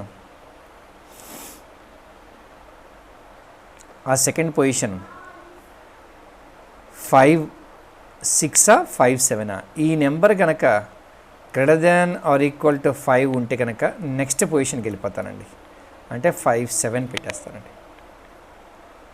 ఈసారి రౌండ్ ఆఫ్ A,1 అని పెట్టాను అనుకోండి, 98 పాయింట్ ఇక్కడ పెట్టాలండి. ఇక్కడ ఏముందండి, గ్రేటర్ దాన్ ఈక్వల్ టు 5 ఉంది కాబట్టి 6 పెడతానండి. అదే అప్పుడప్పుడు ఉత్తి రౌండ్ ఆఫ్ ఏ అని అనుకోండి, అంటే ఏంటి, ఇంటీజర్కి రౌండ్ చేయమని, ఈ నెంబర్ నెక్స్ట్ నెంబర్ ఏముందండి, గ్రేటర్ దాన్ ఈక్వల్ టు 5 కదా, అంటే 99 అయిపోతుందండి. చూడండి ఇది ఏం చేస్తుందంటే 2 పారామీటర్స్ తీసుకుంటుందండి. నెంబరు డెఫినెట్గా ఇవ్వాలండి. నెక్స్ట్ ఆప్షనల్ ఏంటి, ఎన్ని పొజిషన్స్కి రౌండ్ చేయమంటారు అని. ఏమీ చెప్పలేదు అంటే ఇంటీజర్కి రౌండ్ చేస్తుందండి. చూడండి 2 పొజిషన్స్కి రౌండ్ చేయాలి, ఇక్కడ 3 ఉన్నాయండి, అంటే నాకు ఇంత పార్టే కావాలి, దీన్ని మోడిఫై చేయాలి. ఇప్పుడు నెక్స్ట్ నెంబర్ ఏంటండి 6. ఈ next number greater than equal to 5 ఉంది కాబట్టి ఈ 5ని కాస్త ఏం రాస్తాం, 46 అని రాసేస్తామండి. అంటే మీరు తీయాల్సింది ఈ నెంబర్నండి. ఈ number greater than or equal to 5 ఉంటే కనుక దీన్ని 6 అని రాస్తాం. ఈ నెంబర్ లెస్ దాన్ 5 ఉంటే కనుక దీన్ని యాజ్ ఇట్ ఈస్గా 5 అని రాసేస్తానండి. సో తీసే నెంబర్ మీద డిపెండ్ అవుతుందండి. 1 పొజిషన్ అంటే ఇది గ్రేటర్ దాన్ ఈక్వల్ టు 5 కాబట్టి ఇది ఎంత అవుతుందండి, 5 అవుతుందండి. 53 అన్నాను, 53 అన్నా అంటే ఏంటండి, ఈ నెంబరు లెస్ దాన్ 5 కాబట్టి సేమ్ ఇదే ఉంటుందండి. అదే కనుక 53.56 అని ఉందనుకోండి, ఇది గ్రేటర్ దాన్ ఈక్వల్ టు 5 కాబట్టి అప్పుడు 54 అవుతుందండి. అలాగా రౌండ్ చేస్తామండి. రౌండ్ అంటేనేమో మీరు తీసే next number greater than equal to 5 ఉంటే సీల్కి వెళ్తాం, లేకపోతే ఆ నెంబర్కి. ట్రంకేట్ అంటే అక్కర్లేని పార్ట్ తీసేస్తామండి. సేమ్ ఇది కూడా అంతే అండి. ఫస్ట్ పారామీటర్, సెకండ్ పారామీటర్, ఇది మ్యాండేటరీ, ఇది ఆప్షనల్. ట్రంకేట్ మీకు ఎన్ని కావాలి, 2 పోర్షన్స్, థర్డ్ పోర్షన్ తీసేయండి. మీకు ఎన్ని కావాలి, 1 పోర్షన్, మిగతా 2 తీసేయండి. మీకు ఎన్ని కావాలి, 0 పోర్షన్, అంటే ఇది ఆ ట్రంకేట్ అండి. ఇది చూడండి, సింగిల్ రో ఫంక్షన్ నెస్టెడ్ చేసుకోవచ్చు. ఇదిగోండి, ఇది అవుటర్ ఫంక్షను, నెక్స్ట్ మళ్ళీ ఇన్నర్ ఫంక్షన్ ఉంది. అలాగే నెస్టింగ్ ఆఫ్ సింగిల్ రో ఎన్నైనా చేసుకోవచ్చు అండి, మీరు ఎనీ లెవెల్ కన్నా చేసుకోవచ్చు. కానీ ఎగ్జిక్యూషన్ మాత్రం ఎలా రావాలి, అవుటర్ నుంచి ఇన్నర్ నుంచి అవుటర్కి రావాలండి. ఇప్పుడు చూడండి, సబ్స్ట్రింగ్ ఫంక్షన్ అనేది 3 parameters, string, starting position, number of characters. String ఇచ్చారు, very good. Number of characters ఇచ్చారు, వెరీ గుడ్. కానీ స్టార్టింగ్ పొజిషన్ కోసం ఏం చేయాలి, ఈ ఫంక్షన్ రన్ చేసుకోవాలి. ఇన్స్ట్రింగ్ ఫంక్షన్ 4 పారామీటర్స్ తీసుకుంటుంది, string, sub string, starting position, number of occurrence. మీరు 2 ఇచ్చారు, సో మిగతావి 2 1s అండి. సో బి ఏ పొజిషన్ ఉంది, 2 అండి. సో ఎప్పుడైతే ఈ వాల్యూ 2 వచ్చిందో ఈ ఫంక్షన్ మొత్తం ఇలా అయిపోయిందండి. సెకండ్ పొజిషన్ నుంచి 4 క్యారెక్టర్స్ కావాలంటండి. సెకండ్ పొజిషన్ నుంచి 4 క్యారెక్టర్స్, 2 3 4 5. ఇలాగా single row functions can be nested to any level అండి. ఫైన్, ఇక మిగతా ఫంక్షన్స్కి వెళ్దామండి. Character manipulation, lower of SQL course అని అనుకోండి, అంటే మొత్తాన్ని లోయర్ కేస్కి మార్చేస్తాం. అప్పర్ ఆఫ్ ఎస్క్యూఎల్ కోర్స్ మొత్తాన్ని అప్పర్కి మార్చేస్తుంది, మొత్తం అప్పర్ కేస్. ఇనిట్ క్యాప్ అంటే ఇనీషియల్ లెటర్ మాత్రమే, ఇది మాత్రమే. ఇది కేస్ మ్యానిపులేషన్. కంకాట్ అంటే దీన్ని కంకాట్ చేస్తుందండి. సబ్స్ట్రింగ్, ఫస్ట్ పొజిషన్ నుంచి 5 క్యారెక్టర్స్ కావాలి, హలో. ఇన్స్ట్రింగ్, లెంగ్త్, ఈ మొత్తం లెంగ్త్ ఎంత అంటే 10. ఇన్స్ట్రింగ్, డబ్ల్యూ ఏ పొజిషన్లో ఉంది, first occurrence, 6th position. L pad అంటే ఈ శాలరీ అనేది 10 క్యారెక్టర్స్కి ప్యాడింగ్ చేయండి. వాళ్ళు తక్కువ ఉంటే కనుక లెఫ్ట్ సైడ్ ఈ ప్యాడింగ్ వాడుకోండి. ఆర్ ప్యాడ్, వాళ్ళది 10 క్యారెక్టర్స్ లేకపోతే రైట్ సైడ్ ప్యాడింగ్ చేసుకోండి. ట్రిమ్, హెచ్, ఇది తీసేయండి దానిలో నుంచి, సో హెచ్ తీసేస్తుంది. ఇవన్నీ క్యారెక్టర్ మ్యానిపులేషన్ అండి. జస్ట్ ఈ ఫంక్షన్స్ మీకు గుర్తుపెట్టుకోవాలని ఎప్పుడు అవసరం అయితే యూస్ చేసుకోవాలి. రౌండ్ అంటే 2 పార్ట్స్కి రౌండ్ చేయాలండి. అంటే 2 పార్ట్స్కి రౌండ్ చేయాలి. అంటే ఈ next number greater than equal to 5 ఉంది కాబట్టి 93 అవుతుందండి. ట్రంకేట్ 2 పోర్షన్ అంటే ఇది తీసేయాలండి. మోడ్ అంటే రిమైండర్ అండి. 300 డివైడెడ్ బై 1600 ఎంత అంటే రిమైండర్ 100. 300 ఇంటూ 5 1500 100 రిమైండర్ వస్తుందండి. మోడ్ అంటే మాడ్యులస్ ఎప్పుడు రిమైండర్ ఇస్తుందండి. నెక్స్ట్ సో క్యారెక్టర్లో చూసాము, నెంబర్లో చూసాము. ఇప్పుడు డేట్లోకి వెళ్దామండి. సో సెలెక్ట్ సిస్ డేట్ అంటే ఆ సిస్టమ్ డేట్ ఏంటి తెలుసుకోవాలంటే సిస్ డేట్ ఫంక్షన్ అండి. DDMONYY ఫార్మాట్లో ఉంటాయి. ఇక months between, add months, next day, last day, round, truncate ఈ పర్పస్లన్నీ చూద్దామండి. మంత్స్ బిట్వీన్ 2 డేట్స్కి ఇచ్చి వాటి డిఫరెన్స్ చెప్తే ఎన్ని మంత్స్ చెప్తుందండి డెసిమల్ పాయింట్లో. యాడ్ మంత్స్ సో జనవరికి 6 మంత్స్ యాడ్ చేస్తుందండి, అది జూలై వస్తుందండి. నెక్స్ట్ డే అంటే ఒక డేట్ ఇచ్చి నెక్స్ట్ ఫ్రైడే ఎప్పుడు వస్తుందంటే అది చెప్తుందండి. ఈ మంత్ ఇచ్చి లాస్ట్ డే ఏంటి అంటే ఆ మంత్లో లాస్ట్ డే చెప్తుందండి. ఇప్పుడు సిస్టమ్ డేట్ నాది ఇదండి. ఇప్పుడు దీని మీద రౌండ్ చేస్తే రౌండ్ మంత్కి చేయొచ్చు, ఇయర్కి చేయొచ్చు అండి. రౌండ్ మంత్కి చేయమన్నా హాఫ్ దాటిపోయింది కదండి. మంత్ హాఫ్ అంటే 15 అండి. హాఫ్ దాటిపోయింది కాబట్టి నెక్స్ట్ మంత్కి వెళ్ళిపోతుంది. అంటే 01 ఆగస్ట్కి వెళ్ళిపోతుందండి. ఇయర్కి రౌండ్ చేయమన్నా ఇయర్ జూలై అంటే 6 మంత్స్ దాటేసింది కదండి. నెక్స్ట్ ఇయర్ స్టార్టింగ్ డేట్కి వెళ్ళిపోతుంది జనవరి 96. ఇది మంత్ ఇయర్కి రౌండ్ చేసుకున్నానండి. ట్రంకేట్ అంటే మంత్ని ట్రంకేట్ చేయమన్నా అంటే ఫస్ట్కి వచ్చేస్తానండి. ఇయర్ని ట్రంకేట్ చేయమన్నా అంటే 1 జనవరికి వచ్చేస్తానండి ఆ ఇయర్లో. సో ఇలాగా రౌండ్ ట్రంకేట్ అనేది డేట్స్ మీద అప్లై చేసుకోవచ్చు, నెంబర్స్ మీద కూడా అప్లై చేసుకోవచ్చు అండి. Next date of birth. Character data type case sensitive అండి. Date data type format sensitive already మీరు చూశారు. లోపల క్యాపిటల్ ప్రకాష్ అనే డేటా ఉంటే కనుక మీరు ఎప్పుడు క్యాపిటల్ ప్రకాష్ అంటేనే డేటా వస్తుందండి, మీకు స్మాల్ ప్రకాష్కి డేటా రాదు. అలాగే డేట్ ఎప్పుడు ఫార్మాట్ సెన్సిటివ్. DDMONYY అని ఇస్తేనే ఫార్మాట్ తీసుకుంటుందండి, మిగతా ఏది యాక్సెప్ట్ చేయదండి. ఎర్రర్ వస్తుందండి మిగతా ఏమైనా డేట్స్ ఇస్తే. సో ఎప్పుడైనా ఈ డేట్ని కూడా మీరు ఇన్సర్ట్ చేయాలి అంటే అప్పుడు టు డేట్ అని వాడతారండి ఫంక్షన్స్. కన్వర్షన్ క్యారెక్టర్ నుంచి నెంబర్కి వాడటానికి టు నెంబర్, నెంబర్ నుంచి క్యారెక్టర్కి టు క్యార్, క్యారెక్టర్ నుంచి డేట్కి టు డేట్, డేట్ నుంచి క్యారెక్టర్కి టు క్యార్. ఇది ఫంక్షన్స్ 3 వాడతామండి. ఇదిగోండి డేట్స్ ఇలా ఉన్నాయండి. Fetch employees with date of birth showing as follows. నాకు ఇలా కావాలండి, ఇలా వద్దండి, నాకు ఇలా కావాలి అంటే ఏంటండి, ఈ మొత్తం ఇక్కడ ఉన్నవన్నీ డేట్స్ అండి, ఇక్కడ ఉన్నవన్నీ డేట్ ఫార్మాట్లో ఉన్నాయి, కానీ యూజర్ అడిగిందన్నీ క్యారెక్టర్ ఫార్మాట్లో అండి. సో అప్పుడు టు క్యార్ అనే దానికి మార్చుకోవాలండి, డేట్ని మార్చుకోవాలి. టు క్యార్ ఆఫ్ ఆ డేట్ ఇచ్చి మీకు ఏ ఫార్మాట్ కావాలో చెప్పాలండి. ఆ ఫార్మాట్స్ చాలా ఉన్నాయండి. 4 వైస్ ఇస్తే ఫుల్ ఇయర్ నెంబర్స్ వస్తుంది. ఇయర్ అంటే స్పెల్లింగ్ వస్తుందండి, 2020 అనే స్పెల్లింగ్ వస్తుంది. MM అంటే 2 డిజిట్ ఆఫ్ మంత్ వస్తుంది. మంత్ అంటే ఫుల్ మంత్, MON కూడా వస్తుంది. DY డే, DD మీ ఇష్టం, మీకు ఎలా కావాలంటే అలాగండి. ఆ ఫార్మాట్ మీరు చెప్పుకోవాలి. సిస్టమ్ లోపల టేబుల్లో ఎప్పుడూ డేటే ఉంటుందండి. మీకు వేరే ఫార్మాట్స్ ఏమైనా కావాలంటే టు క్యార్ అని మార్చుకోవాలి. టు క్యార్ ఆఫ్ ఏం కావాలి, DDMONTH 4 వైస్ ఇలా ప్రింట్ అవుతుంది. ఇప్పుడు అడిగా ఫెచ్ ఎంప్లాయీస్ బోర్న్ ఇన్ 1980 అని అడిగా. అంటే నాకేం కావాలండి, డేట్ వద్దండి, ఓన్లీ ఇయర్ కావాలి. అంటే డేట్లో నుంచి ఓన్లీ ఇయర్ తెచ్చుకోవాలి, అప్పుడు టు క్యార్ పట్టుకోవాలి. టు క్యార్లో నుంచి 4 వైస్ తెచ్చుకోవాలండి. ఇంకా అడుగుతున్నానండి, బోర్న్ ఇన్ జనవరి కావాలన్నా మళ్ళీ డేట్లో నుంచి ఏం కావాలి, ఓన్లీ జనవరి తెచ్చుకోవాలి. టు క్యార్ ఆఫ్ MM = 1 లేదా మంత్ = జనవరి, మీ ఇష్టం అండి, ఏదైనా రాసుకోవచ్చు.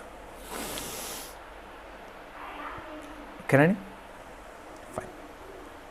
ఇలాగా టు క్యార్ వాడతామండి. నెక్స్ట్ సింగిల్ రో ఫంక్షన్స్కి నెక్స్ట్ ఎలా చేసుకోవచ్చు అండి. ఇదిగోండి ఇది ఫస్ట్ సాల్వ్ అవుతుంది, నెక్స్ట్ ఇది ఫస్ట్ సాల్వ్ అవుతుంది, నెక్స్ట్ ఇదండి. నెక్స్ట్ ఎన్విఎల్ ఫంక్షన్ నల్ ఏమండి ఇలా చూపిస్తే యూజర్ ఒప్పుకోడు కదండి. ఏంటి ఏం లేదు, దాని బదులు ఏం చూపించాలి? ఇలా చూపిస్తే ఒప్పుకోడు, దాని బదులు ఏం చూపించాలి? ఇలా చూపించమని అడిగాడు, ఇలా చూపించమని అడిగాడండి. అప్పుడు ఏం చేయాలి? మీరు డేటా ఏం మార్చరండి, చూపించేప్పుడు మారుస్తారు. ఎన్విఎల్ ఆఫ్ అనే కాలం ఇస్తే ఆ కాలం వాల్యూ నల్ ఉంటే కనుక దాని ప్లేస్లో 0 అని చూపిస్తారండి. ఇలాగ నల్ని చూపించేప్పుడన్నా వేరే వాల్యూతో మీరు చూపించుకోవచ్చు అండి.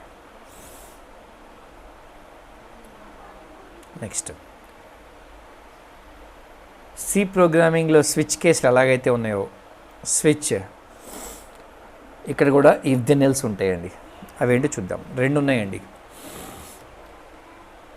డీకోడు కేస్ అని. ఇదిగోండి మెయిల్కి ఎమ్ అని, ఎఫ్కి ఫిమేల్ అని, ఎవరు లేకపోతే నల్లని పెట్టాను. నాకు ఇలా వద్దండి, ఇలా కావాలండి, ఇలా కావాలి. ఎమ్ అంటే మేల్ అని, ఎఫ్ అంటే ఫిమేల్ అని, నల్ ఉంటే అన్నోన్ అని చూపించాలండి.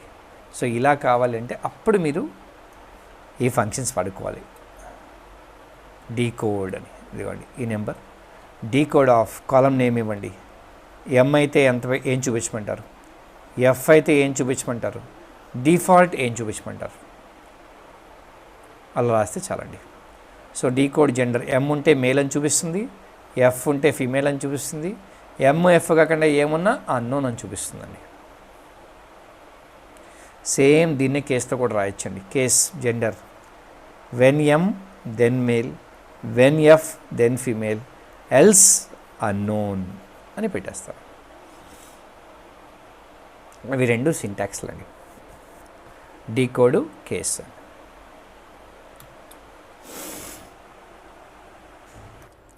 ఎస్ మల్టీరో ఫంక్షన్స్ చూద్దామండి. కాన్సెప్ట్కి వెళ్ళబోయే ముందు ఇంతమంది ఎంప్లాయీస్కి శాలరీ ఉన్నాయి కదా, ప్రతి ఎంప్లాయీకి శాలరీ ఉంటుంది. కానీ నీకేం కావాలి? మ్యాక్స్ ఆఫ్ శాలరీ కావాలి. సో మ్యాక్సిమం మినిమం ఒకటే ఉంటుంది కదండి. అంటే మొత్తం గ్రూప్కి సంబంధించి ఒకే ఒక రిజల్ట్ వస్తుందండి. దాన్ని గ్రూప్ ఫంక్షన్స్ అంటారండి, లేదా మల్టీరో ఫంక్షన్స్ అంటారు. ఈ కాన్సెప్ట్ వెళ్ళబోయే ముందు ఒక చిన్న బేసిక్ చూద్దామండి. ఒక టేబుల్ క్రియేట్ చేశానండి 2 కాలమ్స్తో. ఈఎంపీ ఒక కాలము, ఈ నేమ్ ఒక కాలం క్రియేట్ అయింది. డిఎస్సి టేబుల్ అంటే ఆ 2 కాలమ్స్ కనపడతాయండి, ఈ నెంబరు, ఈ నేము. డేటా ఇన్సర్ట్ చేస్తున్నానండి. 1A inserted, 2B, 3C 3 rows insert చేశానండి. సెలెక్ట్ స్టార్ ఫ్రమ్ ఈఎంపీ అంటే 2 కాలమ్స్ 3 రోస్ కనపడతాయి. నేను క్రియేట్ చేసినవి 2 కాలమ్సే కదండి. కానీ ఇంటర్నల్గా డిబిఎంఎస్ ప్రతి టేబుల్కి ఈ ఎక్స్ట్రా కాలం ఒకటి మెయింటైన్ చేస్తుంది. దాన్నే రో ఐడి అంటాం. అంటే ఫిజికల్ లొకేషన్ ఆఫ్ దట్ రో. అంటే ఒక సర్వర్లో మల్టిపుల్ హార్డ్ డిస్క్స్ ఉంటాయండి, మల్టిపుల్ హార్డ్ డిస్క్స్ ఉంటాయి. ప్రతి హార్డ్ డిస్క్లోనూ మల్టిపుల్ పార్టీషన్స్ ఉంటాయి, సిడిఈ అని. ప్రతి పార్టీషన్లోనూ మల్టిపుల్ బ్లాక్స్ ఉంటాయండి, బ్లాక్స్ ఉంటాయి. ప్రతి బ్లాక్లోనూ మల్టిపుల్ రోస్ ఉంటాయండి. అంటే రో అంటే రికార్డ్ అండి. సో ఈ రో ఐడి ఏంటంటే కనుక ఫిజికల్గా ఈ రికార్డ్ మొత్తాన్ని ఎక్కడ స్టోర్ చేసామంటే ఫస్ట్ కొన్ని బిట్స్ ఏమో హార్డ్ డిస్క్ ఏంటో చెప్తాయండి, నెక్స్ట్ కొన్ని బిట్స్ ఏమో పార్టీషన్ చెప్తాయి, నెక్స్ట్ కొన్ని బిట్స్ ఏమో దానిలో ఉన్న బ్లాక్ చెప్పుద్ది, నెక్స్ట్ కొన్ని బిట్స్ ఏమో దానిలో ఉన్న రో నెంబర్ చెప్తాయండి. అంటే అల్టిమేట్గా ఫిజికల్ లొకేషన్ ఆఫ్ దట్ రో ఏంటి అని చెప్తాయండి. సో ప్రతి టేబుల్కి ఇది మెయింటైన్ చేస్తుందండి ఒరాకిల్. దాన్నే సూడో కాలమ్స్ అంటారండి. టేబుల్లో 2 టైప్స్ ఆఫ్ కాలమ్స్ ఉంటాయి. డిబిఎంఎస్ మెయింటైన్ చేసే కాలమ్స్ని సూడో కాలమ్స్ అంటారండి వీటిని. ఇవన్నీ యూజర్ మెయింటైన్ చేసే కాలమ్స్, వాటిని యూజర్ కాలమ్స్ అంటారండి మొత్తం. ఫైన్. ఇప్పుడు గ్రూప్ ఫంక్షన్స్ ఏంటి అంటే మొత్తం గ్రూప్కి ఒక్క రిజల్ట్ వస్తుందండి. ఇప్పుడు కౌంట్ అంటే ఒకటే కదండి, సమ్ అన్న ఒకటే, యావరేజ్ అన్న ఒకటి, మినిమం అన్న ఒకటి, మ్యాక్స్ అన్న ఒకటి. సో అన్ని గ్రూప్ ఫంక్షన్స్ నల్ ఉన్న రోస్ని యాక్సెప్ట్ చేస్తాయి. ఎందుకంటే నల్ ఉంటే ఇప్పుడు సమ్ అన్నామండి, సమ్ ఆఫ్ శాలరీ అని అడిగారండి మీరు. సమ్ ఆఫ్ శాలరీ, ఒక ఎంప్లాయీ శాలరీ 100 ఉందండి, ఇంకో ఎంప్లాయీ శాలరీ 200 ఉందండి. ఇక్కడ సమ్ వేస్తే 300 వస్తుంది, వెరీ గుడ్. కానీ ఇంకో ఎంప్లాయీ శాలరీ నల్ ఉంది, మీకు తెలుసు any arithmetic operation with null is always null అని వస్తుందండి. సో ఇలా ఫెయిల్ అవుతుంది కాబట్టి గ్రూప్ ఫంక్షన్స్ అన్నీ నల్ను రోస్ తీసేసి మిగతా వాటి మీదే ఎగ్జిక్యూట్ అవుతాయండి. All group functions ignores rows having null values except count of star. Count of star అనేది ఏంటంటే రో ఐడీస్ని కౌంట్ చేస్తాయండి. స్టార్ అంటే అన్ని కాలమ్స్ కదండి. కౌంట్ ఆఫ్ కాలమ్ ఏమంటే నల్ని కన్సిడర్ చేయవండి. అవేంటో చూద్దాం ఒకసారి. ఇదిగోండి టేబుల్లో మొత్తం 4 రోస్ ఉన్నాయండి, 2 వాల్యూస్ నల్స్ ఉన్నాయండి. చూడండి కౌంట్ ఆఫ్ శాలరీ అంటే ఈ రో తీసేస్తుంది, ఈ రో తీసేస్తుంది. అంటే శాలరీ ఎంతమందికి ఉందో కౌంట్ చేస్తుంది, నల్ ఉన్న వాటిని తీసేస్తుందండి. అదే కౌంట్ ఆఫ్ స్టార్ అంటే రో ఐడీస్ని కౌంట్ చేస్తాయండి. ఇది పక్కన రో ఐడీస్ ఉంటాయి కదండి, ఆ రో ఐడీస్ని కౌంట్ చేస్తాయండి. సో అన్ని గ్రూప్ ఫంక్షన్స్ నల్ని ఇగ్నోర్ చేస్తాయండి ఎక్సెప్ట్ కౌంట్ ఆఫ్ స్టార్. ఎందుకంటే ఈ స్టార్ అనేది రో ఐడీస్ని కౌంట్ చేస్తాయండి. ఇప్పుడు కంప్లీట్ సింటాక్స్ ఏమండి, మీకు ఆల్రెడీ 3 క్లాసులు తెలుసు. ఏంటది? సెలెక్ట్, ఫ్రమ్, వేరు, నెక్స్ట్ ఆర్డర్ బై. ఈ 4 క్లాసులు మీకు తెలుసండి. ఇప్పుడు కొత్తగా 2 క్లాసులు వస్తాయి. ఏంటంటే గ్రూప్ బై అలాగే హ్యావింగ్. గ్రూప్ బై, హ్యావింగ్, ఈ 2 క్లాసులు కొత్తగా వస్తాయండి. ఈ రెండింటి గురించి అర్థం చేసుకుంటే చాలండి. మీరు కాసేపు మీ అందరు స్టూడెంట్స్ ఒక ఎగ్జామ్ రాశారండి. అందరు స్టూడెంట్స్ ఎగ్జామ్ రాశారు. టోటల్ స్టూడెంట్స్ జాగ్రత్తగా వినండి. టోటల్ స్టూడెంట్స్ 100 ఉన్నారండి. అందరూ ఎగ్జామ్ రాశారు. నేను వచ్చాను. మ్యాక్సిమం ఆఫ్ మార్క్స్ ఎన్ని అని అడిగానండి. మ్యాక్సిమం మార్క్స్ ఏంటండి? ఎన్ని వస్తాయి? రికార్డ్ ఒకటే కదండి. రికార్డ్ ఒకరికే. ఎవరు? స్టూడెంట్ S6కి వచ్చింది. ఎంత వచ్చినాయి? 99 మార్క్స్. అంటే మ్యాక్సిమం ఎప్పుడు ఏంటండి? ఒకరే ఉన్నాయి కదండి, ఒక రికార్డే కదండి. ఓకే, ఇప్పుడు maximum of marks gender wise అన్నానండి. జెండర్ వైజ్ మ్యాక్సిమం చెప్పండి అన్నాం. ఎన్ని రికార్డ్స్ వస్తాయండి? ఎప్పుడైతే జెండర్ అన్నానో మీరు టేబుల్ మొత్తంలో జెండర్ అనే కాలం మొత్తం నావిగేట్ చేయండి. నావిగేట్ చేస్తే 2 డిస్టింక్ట్ వాల్యూస్ ఉంటాయి. ఒకటి Mకి, ఇంకోటి Fకి, మేలు ఫీమేల్. సో మేల్ ఒక 70 మెంబర్స్ ఉన్నారు, ఫీమేల్ ఒక 30 మెంబర్స్ ఉన్నారు. వీళ్ళందరినీ ఒక గ్రూప్ అంటాను, వీళ్ళందరినీ ఒక గ్రూప్ అంటాను. సో వీళ్ళకి ఒక రో వస్తుంది, వీళ్ళకి ఇంకొక రో వస్తుంది. అంటే S4 మేల్కేమో 77 మార్క్స్ వచ్చినాయి, S6 ఫీమేల్కేమో 99 మార్క్స్ వచ్చినాయి. చూడండి, ఎప్పుడైతే మ్యాక్సిమం మార్క్స్ జెండర్ వైజ్ అన్నానో 2 వచ్చినాయి. ఎందుకంటే జెండర్లో 2 డిస్టింక్ట్ వాల్యూస్ ఉన్నాయి. అదే మ్యాక్సిమం మార్క్స్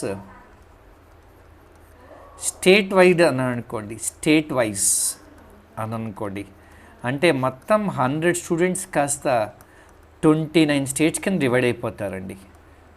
29 గ్రూప్స్ కింద డివైడ్ అయిపోతారు. ప్రతి గ్రూప్కి ఒక రిజల్ట్ వస్తుందండి. అంటే ఒక టేబుల్ని మల్టిపుల్ గ్రూప్స్, మొత్తం టేబుల్ కంప్లీట్ టేబుల్ ఎప్పుడు ఒక గ్రూప్ అండి, ఒక గ్రూపు, సింగిల్ గ్రూపు. దీన్ని మల్టిపుల్ గ్రూప్స్ కింద డివైడ్ చేయాలి అంటే అప్పుడు మీరు గ్రూప్ బై క్లాస్ వాడాలి. గ్రూప్ బై అని ఇక్కడ ఏ కాలం అయితే పెడతారో, ఇక్కడ గ్రూప్ బై అని జెండర్ పెట్టారు అంటే మొత్తం టేబుల్ 2 గ్రూప్స్ అయిపోద్ది. గ్రూప్ బై అని స్టేట్ పెట్టారు అంటే మొత్తం టేబుల్ 29 గ్రూప్స్ అయిపోతాయండి. సో ఇది గ్రూప్ బై కాలం అండి. గ్రూప్ బై కాలం పర్పస్ ఏంటి అంటే కనుక మీకు ఎన్ని గ్రూప్స్ కావాలి అని. నెక్స్ట్ ఇప్పుడు చూడండి, మేల్లో మ్యాక్సిమం ఎంతండి? 77. ఫీమేల్లో మ్యాక్సిమం 97. ఇప్పుడు జాతకం వినరండి, ఒక్కసారి మొత్తం చెప్తున్నా చూడండి. సెలెక్ట్, ఫ్రమ్, వేరు, group by, having, order by. ఇవి 2 మెయిన్ అని మనం అర్థం చేసుకోవాల్సింది. Okay, select star from student అని పెట్టేశానండి. స్టూడెంట్ టేబుల్ ఉంది. సో ఈ మొత్తంలో 100 రికార్డ్స్ ఉన్నాయండి, 100 రోస్ ఉన్నారు స్టూడెంట్స్. నేనేం చేద్దాం అనుకున్నానంటే పార్టీ ఇద్దాం అనుకున్నాను స్టూడెంట్స్కి. పార్టీ ఇద్దాం అనుకున్నాను. పార్టీకి అందరినీ పిలిచానండి. ఆ పార్టీకి 100 మెంబర్స్ వచ్చేసారండి. 100 స్టూడెంట్స్ అటెండ్ అయిపోయారు. సో నాకు వెంటనే డబ్బులు చూస్తే చాలా తక్కువ ఉన్నాయి. వెంటనే ఈ పార్టీకి కొంతమందిని ఎలిమినేట్ చేయాలి. చేసేప్పుడు వాళ్ళు బాధపడకుండా వెళ్ళిపోవాలి. అప్పుడు నాకు ఐడెంటిఫై అయింది, బాబు నేను పార్టీ అందరికీ ఇవ్వాలనుకోవట్లేదు, ఎవరైతే ఎగ్జామ్ రాశారో వాళ్ళకే.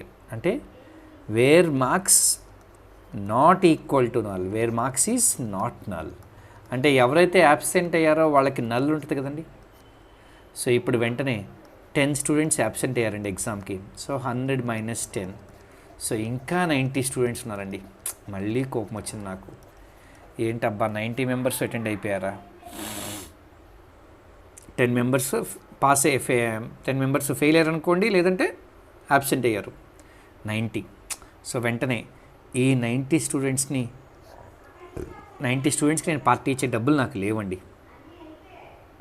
అప్పుడు నేను ఇంకా ఐడెంటిఫై అయింది, గ్రూప్ బై, బాబు నేను అందరికీ ఇవ్వాలనుకోవట్లే ఆ పార్టీ, ఎవరికి ఏ గ్రూప్కి అయితే మ్యాక్సిమం వచ్చిందో ఆ గ్రూప్కి అని చెప్పాను. అంటే ఇక్కడ చూస్తే గ్రూప్ బై జెండర్ అని పెట్టేశానండి.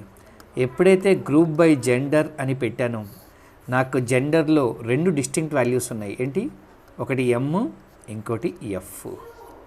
సో ఎమ్ ఏమో మేల్స్ 70 మెంబర్స్, ఫీమేల్ ఏమో 30 మెంబర్స్. సో మొత్తం 90 స్టూడెంట్స్ 2 గ్రూప్స్ అయిపోయారు. 70 members male group, 30 members female group. ప్రతి గ్రూప్కి మ్యాక్సిమం మార్క్స్ కనుక్కున్నాను. మ్యాక్సిమం ఆఫ్ మార్క్స్ అంటే మేల్కి ఈ మొత్తం మేల్కి ఎవరు వచ్చారండి సెంటర్, S4 వచ్చాడు, వాడి మ్యాక్సిమం మార్క్స్ 77, మనకు అక్కర్లేదు 77. ఈ మొత్తం ఫీమేల్స్కి 99, ఫీమేల్స్లో హైయెస్ట్ 99 అండి, మేల్స్లో 77. ఇప్పుడు నాకు అర్థమైందండి. సో ఈ గ్రూప్ని ఎలిమినేట్ చేసేయాలిగా, నాకు ఈ గ్రూపే కావాలి, తక్కువ మంది ఉన్నారు కదండి వీళ్ళు, హైయెస్ట్ వచ్చింది తక్కువ మంది. సో రోని ఎలిమినేట్ చేయడానికి కాలం నేమ్ మీద రాసే కండిషన్. ఇప్పుడు గ్రూప్స్ని ఎలిమినేట్ చేయాలి. గ్రూప్స్ ఎలిమినేట్ చేయడానికి ఒకే ఒక క్రైటీరియా ఏంటండి, group function having maximum of marks less than 99 అని పెట్టేశారండి. అంటే ఈ గ్రూప్ మొత్తం ఎలిమినేట్ అయిపోయిందండి. సో డైరెక్ట్గా ఫీమేల్స్ 30 మెంబర్స్ సెలెక్ట్ అయిపోయారండి. ఈ గ్రూప్ మాత్రమే ఉందండి. ఆర్డర్ బై మీ ఇష్టం ఏదైనా రాసుకోవచ్చు. సో ఇప్పుడు ఈ 2 క్లాసులని జాగ్రత్తగా అబ్జర్వ్ చేయండి. వేర్ ఏమో రోస్ ఎలిమినేట్ చేయడానికి, రోస్ ఎలిమినేషన్కి వాడతాం. కండిషన్ దేని మీద రాస్తామండి, సో ఇక్కడ కండిషన్ ఎప్పుడు కాలం నేమ్ మీద రాస్తామండి. సో టేబుల్లో ఉన్న కాలం నేమ్ మీద, ఎందుకంటే మార్క్స్ అని రాసాము, ఇక్కడ కాలం నేమ్ మీద రాస్తామండి. అదే హ్యావింగ్ వచ్చి గ్రూప్స్ ఎలిమినేట్ చేయడానికి అండి, రోస్కి కాదు, గ్రూప్ని ఎలిమినేట్ చేయడానికి. మొత్తం గ్రూప్ని తీసేయాలి నేను, గ్రూప్స్ ఎలిమినేట్ చేయడానికి. గ్రూప్స్ కంటూ మీకంటూ ఉండే ఐడెంటిటీ ఏమిటి అంటే ఓన్లీ గ్రూప్ ఫంక్షన్ అండి. సో కండిషన్ దేని మీద రాయాలండి, గ్రూప్ ఫంక్షన్స్ మీద రాయాలండి. కండిషన్ గ్రూప్ ఫంక్షన్స్ మీద రాయాలండి. అంటే మ్యాక్స్ కానీ మిన్ కానీ వాటి మీద రాసుకోవాలండి. సో ఇలాగ వేర్కి హ్యావింగ్కి డిఫరెన్స్ అర్థం చేసుకోవాలండి. ఇవేమో గ్రూప్స్ ఎలిమినేట్ చేయడానికి, ఇదేమో రోస్ ఎలిమినేట్ చేయడానికి అండి. ఆర్డర్ ఆఫ్ ఎగ్జిక్యూషన్ ఎప్పుడు వేర్ ఎగ్జిక్యూట్ అవుద్ది, తర్వాత గ్రూప్ బై, తర్వాత హ్యావింగ్, తర్వాత ఆర్డర్ బై అండి. సో అన్వాంటెడ్ రోస్ వెళ్ళిపోతాయి, తర్వాత ఉన్న రోస్ని గ్రూప్స్ కింద డివైడ్ అవుతాయి. ప్రతి గ్రూప్కి గ్రూప్ ఫంక్షన్ కనుక్కుంటాం, తర్వాత హ్యావింగ్ క్లాస్ యూస్ చేసుకుని అవసరం లేని గ్రూప్స్ని తీసేస్తామండి. సో ఇలాగా మొత్తం జరుగుతుందండి. ఓకేనండి, ఫైన్. ఇప్పుడు ఇది వేరే కాన్సెప్ట్ చూద్దామండి. సో గ్రూప్ బై, హ్యావింగ్, ఈ 2 కొత్త క్లాసులు అండి. ఫస్ట్ వేర్ ఎగ్జిక్యూట్ అవుతుందండి. ఇదిగోండి క్వాలిఫైన్ వాళ్ళని పిలిచాను నేను పార్టీకి, ఓన్లీ క్వాలిఫైన్ వాళ్ళని, అందరినీ కాదు. So where condition first execute అవుతుంది. తర్వాత ఆ మొత్తాన్ని గ్రూప్స్ కింద డివైడ్ అయిపోతుందండి. జెండర్ అనగానే మొత్తం 2 గ్రూప్స్ అయిపోతాయండి. ఎందుకంటే జెండర్ కాలంలో 2 డిస్టింక్ట్ వాల్యూస్ ఉన్నాయి కాబట్టి 2 గ్రూప్స్ అయిపోతాయి. ప్రతి గ్రూప్కి ఈ గ్రూప్ ఫంక్షన్ కనుక్కుంటామండి. నెక్స్ట్ హ్యావింగ్ క్లాస్ అండి. ఏ గ్రూప్కి అయితే తక్కువ ఉందో ఆ గ్రూప్స్ని ఎలిమినేట్ చేస్తాం. చూడండి, ఇదేమో కాలం మీద, ఇదేమో గ్రూప్ ఫంక్షన్ మీద. రోస్ ఎలిమినేట్ చేయడానికి వేర్ వాడతాం, గ్రూప్స్ ఎలిమినేట్ చేయడానికి హ్యావింగ్ వాడతామండి. లాస్ట్ ఆర్డర్ బై వాడతామండి. దీనిలో లాజిక్ ఏమీ లేదండి, చూపించేప్పుడు ఇలా చూపించమంటారు. సో ఇదండి. ఇదిగోండి, ఈ టేబుల్ మీద కొన్ని క్వరీస్ రాద్దాం. మొత్తం 8 rows 5 columns ఉన్నాయండి. ఈ కొన్ని క్వరీస్ రాద్దామండి. ఫస్ట్ క్వరీ చూద్దాం. వేర్ అనేది రోస్ ఎలిమినేట్ చేయడానికి, గ్రూప్ అనేది గ్రూప్ బై అనేది to divide table into multiple groups, having అనేది గ్రూప్స్ ఎలిమినేట్ చేయడానికి. నాకేం కావాలండి? Total number of employees, average salary of company కావాలి. ఫైన్, ఎంపీ అయిపోయింది. ఫస్ట్ రోస్ ఏమైనా ఎలిమినేట్ చేశానా? లేదు. టేబుల్ మొత్తాన్ని గ్రూప్స్ కింద నేను డివైడ్ చేశానా? లేదు. గ్రూప్స్ ఏమైనా ఎలిమినేట్ చేశానా? లేదు. So A group function? Count of star, average of salary. So మొత్తం ఎన్ని రోజులు వస్తాయి? టేబుల్ మొత్తాన్ని సింగిల్ గ్రూప్ అన్న, only one group. Group function ప్రతి గ్రూప్కి ఒక రిజల్ట్ ఇస్తుంది. నేను గ్రూప్ బై రాయలేదు అంటే complete table is one group, అంటే మొత్తం టేబుల్ మీద ఒకే ఒక రిజల్ట్ వస్తుందండి. సో దీన్ని బట్టి ఏమర్థమైందండి? గ్రూప్ బై క్లాస్ అనేది ఆప్షనల్. ఇది మీరు రాయకపోతే టేబుల్ మొత్తం ఒక గ్రూప్ అవుతుంది. గ్రూప్ బై ఎప్పుడు వాడతాం? ఈ టేబుల్ని మల్టిపుల్ గ్రూప్స్ చేయాలి అంటే. నెక్స్ట్ ఇది రాశారండి మీరు. Next query same number of employees కావాలి, యావరేజ్ చేయాలి. ఎలా కావాలి? జెండర్ వైజ్ కావాలంటండి. ఈ రెండు ఫంక్షన్స్ కంప్యూట్ చేయాలి. ఎవరికి? Gender wise. సో ఇప్పుడు ఫస్ట్ జెండర్ అనే కాలం మొత్తాన్ని నావిగేట్ చేస్తే 2 డిస్టింక్ట్ వాల్యూస్ ఉన్నాయండి. 2 డిస్టింక్ట్ వాల్యూస్, ఒకటి ఎమ్, ఒకటి ఎఫ్. నెక్స్ట్ రోస్ ఏమైనా ఎలిమినేట్ చేశారా? లేదు. టేబుల్ మొత్తాన్ని గ్రూప్స్ కింద డివైడ్ చేశారా? ఎస్. ఏ కాలం మీద? జెండర్ మీద. ఎస్. ప్రతి గ్రూప్కి ఏం కంప్యూట్ చేసాం? Number of employees, average salary. Okay. ఏమన్నా గ్రూప్ని ఎలిమినేట్ చేసామా? లేదు. సో మొత్తం టేబుల్ మొత్తం ఎన్ని గ్రూప్స్ అయినాయి? 2 గ్రూప్స్ అయినాయి. ఏ గ్రూపు ఎలిమినేట్ అవ్వలేదు కాబట్టి ప్రతి గ్రూప్కి ఒక రిజల్ట్ వస్తుంది. ఫైన్. ఇదిగోండి, మీరు జాగ్రత్తగా వినరండి. ఇక్కడ సెలెక్ట్లో 2 ఉంటాయండి. ఇదేమో సెలెక్ట్లో ఈ క్లాస్ని మీరు అబ్జర్వ్ చేస్తే 2 ఉంటాయి. ఇదేమో కాలం నేము, ఇదేమో కాలం నేమ్స్, ఇదేమో గ్రూప్ ఫంక్షన్స్. 2 రాసుకోవచ్చండి మీరు కాలం నేమ్ రాయను అంటే నాకేం ప్రాబ్లం లేదండి. కానీ కాలం నేమ్ రాస్తాను అంటే మీ ఇష్టం వచ్చిన రాయడానికి వీల్లేదండి. ఇక్కడ ఏదైతే రాశారో అదే ఉండాలి. ఒకటి ఎక్కువ ఉండకూడదు, ఒకటి తక్కువ ఉండకూడదండి. సో ఈ 2 వేరు ఇలాంటివి రాయకూడదండి మీరు, అది ఎర్రర్ వస్తుంది. సెలెక్ట్ స్టేట్మెంట్లో ఏమన్నా కాలం నేమ్స్ రాస్తాను అంటే మీకు ఏ చాయిస్ లేదండి. ఇక్కడ ఏవైతే రాశారో అవే ఇక్కడ రాయాలండి. ఒకటి ఎక్కువ రాయకూడదు, ఒకటి తక్కువ రాయకూడదండి. ఎందుకంటే గ్రూపింగ్ మీరు జెండర్ మీద చేశారు, శాలరీకి ఎలా చూపిస్తారండి? ఆ శాలరీ ఎంతమంది తీసుకుంటున్నారు, యావరేజ్ ఇది చెప్పరు కదండి. ఇలాంటివి ఎప్పుడు రాయకూడదు. నెక్స్ట్ ఈసారి ఏంటండి, ప్రతి డిపార్ట్మెంట్కి కావాలంటండి. అంటే మొత్తం డిపార్ట్మెంట్ టేబుల్లోకి డిపార్ట్మెంట్ కాలంలోకి వెళ్తే 3 డిస్టింక్ట్ వాల్యూస్ ఉన్నాయి.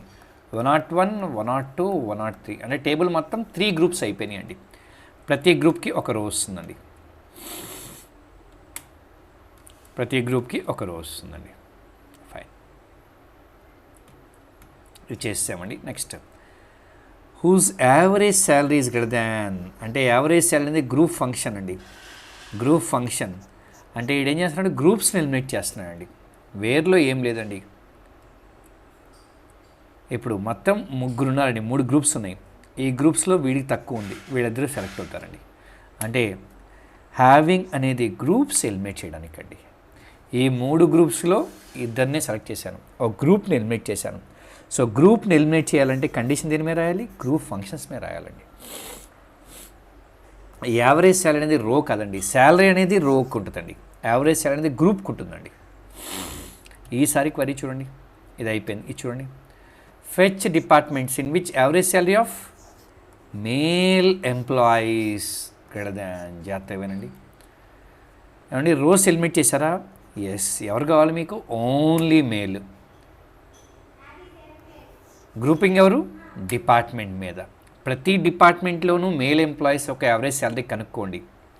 ఏ డిపార్ట్మెంట్ యొక్క యావరేజ్ శాలరీ గ్రేటర్ దాన్ ఉంటుందో వాళ్ళని మాత్రమే ఇవ్వండి అన్నాం.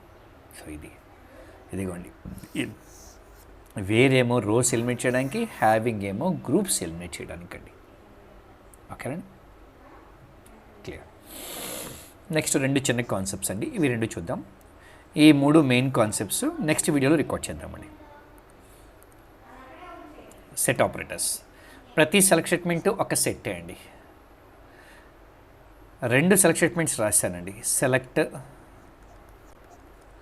ఫ్రమ్ సమ్ టేబుల్ నేమ్ అండి, from T1, select from T2. ఈ సెలెక్ట్ స్టేట్మెంట్లో 2 కాలమ్స్ ఉంటే ఈ సెలెక్ట్ స్టేట్మెంట్లో కూడా 2 కాలమ్స్ ఉండాలండి. నెంబర్ ఆఫ్ కాలమ్స్ మ్యాచ్ అవ్వాలండి. అలాగే corresponding columns same family of data types అవ్వాలండి. అప్పుడు మాత్రమే మీరు సెట్ ఆపరేషన్స్ పర్ఫామ్ చేయొచ్చు. ఏదైనా 2 సెలెక్ట్ స్టేట్మెంట్స్ మధ్య సెట్ ఆపరేషన్స్ పర్ఫామ్ చేయాలి అంటే 2 కండిషన్స్ సాటిస్ఫై అవ్వాలి. ఫస్ట్ ఏంటి? నెంబర్ ఆఫ్ కాలమ్స్ సేమ్ అవ్వాలి. Next corresponding data types same family అవ్వాలి. ఫ్యామిలీ అంటే ఇది క్యార్, ఇది వేర్ క్యార్ అవ్వచ్చండి, సేమ్ ఫ్యామిలీ కదా. ఇది నెంబరు, ఇది లాంగ్ అవ్వచ్చు, సేమ్ ఫ్యామిలీ. అలా ఉంటే కనుక వాటిని యూనియన్ కంపాటబుల్ అంటాం. వాటి మధ్య ఇంటర్సెక్ట్, యూనియన్, మైనస్ ఏమైనా వేసుకోవచ్చండి మీరు. ఇక్కడ చూడండి, ఇక్కడ 2 కాలమ్స్ ఉన్నాయి, ఇక్కడ 1 కాలమ్ ఉందండి. ఇవి యూనియన్ కంపాటబుల్ కాదండి. వీటి మధ్య మీరు ఈ ఆపరేషన్ పర్ఫామ్ చేయకూడదు. ఇప్పుడు చూడండి, 1 column 2 columns, 1 column 2 columns, number of columns match అయినాయి. కానీ డేటా టైప్స్ చూడండి, ఇది నెంబర్ ఫ్యామిలీ, ఇది క్యారెక్టర్ ఫ్యామిలీ, మ్యాచ్ అవ్వలేదు. సో ఇది వేయకూడదండి. మొత్తం సెట్ ఆపరేషన్స్ 2 టైప్స్ అండి. Union intersect -1, union all 1. Union, intersect, minus ఇవేం చేస్తాయంటే డూప్లికేట్స్ని ఎలిమినేట్ చేస్తాయి. అలాగే ఫస్ట్ కాలం మీద అసెండింగ్ ఆర్డర్లో సార్ట్ చేస్తాయి. సో డూప్లికేట్ ఎలిమినేషను, సార్టింగు చాలా పెద్ద ప్రాసెస్ అండి, చాలా టైం తీసుకుంటాయి. అదే యూనియన్ ఆల్ అంటే ఈ 2 చేయవండి. సో యూనియన్ ఆల్ చాలా ఫాస్ట్గా ఉంటుందండి. అవేంటో చూద్దామండి. సెట్ ఆపరేటర్స్ ఇదిగోండి, ఇది ఎంప్లాయీ టేబుల్ అండి, ఇది ఎంప్లాయీ హిస్టరీ టేబుల్ అండి. అంటే 2 టేబుల్స్ ఉంటాయండి ఎప్పుడు, ఎంప్లాయీ హిస్టరీ. అంటే నేను కంపెనీలో జాయిన్ అయినప్పుడు ప్యూన్గా జాయిన్ అవుతానండి. కానీ ప్రతి 5 ఇయర్స్కి ప్రమోషన్ తీసుకుని ఇప్పుడు CEO అయిపోతా. నేను ఎప్పుడైతే ప్రమోట్ అయ్యానో నా పాత రికార్డ్ అంతా హిస్టరీ టేబుల్లోకి వెళ్ళిపోతుందండి. నా కరెంట్ డెసిగ్నేషన్ మాత్రం ఈ టేబుల్లో ఉంటుంది. ఓల్డ్ డెసిగ్నేషన్స్ అన్నీ హిస్టరీ టేబుల్లోకి వెళ్ళిపోతాయండి.